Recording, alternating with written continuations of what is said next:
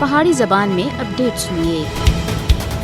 بھارت دی تاریخ ہجے سیاہ کارنامے نال لبریز ہے جنہاں دی تفصیل جان کے انسانیت دا سر شرم نال جھک جل سی۔ بھارت وچ نہ صرف مسلمان، سکھ اور عیسائی بلکہ دلت برادری جنہاں کو اچھوت بھی آکھیا جلدا ہے برطانوی غلامی تھی خلاصی حاصل کرنے تھی بعد آج تکر اچھی ذات دے ہندوؤں دے ہتھوں ظلم و جبر اور بربریت دے شکار ہیں۔ ہندوستان دی مظلوم دلت برادری اچھی ذات دے ہندوؤں دے ہتھوں ہرج عزت، تذلیل و تحقیر، مار کٹائی، تشدد اور عصمت دری دا سامنا کردے آ رہے ہیں۔ اگر ڈونگی نظر نال جائزہ کیتا جولا تے دلت کڑیاں دنیا وچ سب تھی زیادہ مجبور و محکوم ہیں۔ مودی دا ہندوستان دلت خواتین دے ریپستان وچ تبدیل ہو چکیا ہے۔ انہاں دی آہ اور سسکیاں سننا والا کوئی نہیں۔ پچھلی باری یوپی دے متھرا علاقے وچ جسم فروشی دے خلاف مزاحمت کرنا ہوتا ہے، دلت کڑیاں کو اغوا کیتا گیا اور انہاں دی چادر عصمت کو پامال کیتا گیا۔ ماہرین دا آخنا ہے کہ بھارت وچ دلت کڑیاں سب تھی زیادہ جنسی استحصال دا شکار ہیں، کیونکہ اچھی ذات دے ہندو سمجھ رہے ہیں کہ انہاں کو نیویں ذات دے نال عصمت دری دا حق حاصل ہے۔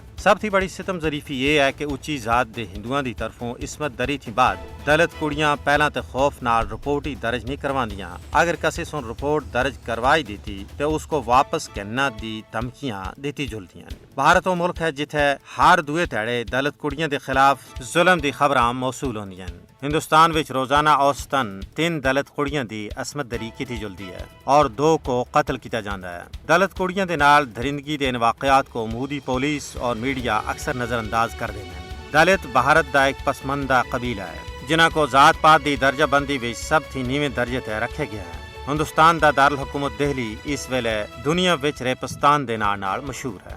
دوے پاسے مقبوضہ ریاست جموں کشمیر وچ بھارتی ریاستی دہشت گردی وچ بدستور بادھا ہوندا جا رہا ہے۔ ایک تازہ واقعے وچ بھارتی غاصب فوج سن اپنی دہشت گردی دی کاروائی دے دوران ضلع اسلام آباد وچ ایک اور کشمیری نوجوان کو شہید کر دیتا ہے۔ یہ تمام صورتحال عالمی برادری واسطے چشم کشا ہے۔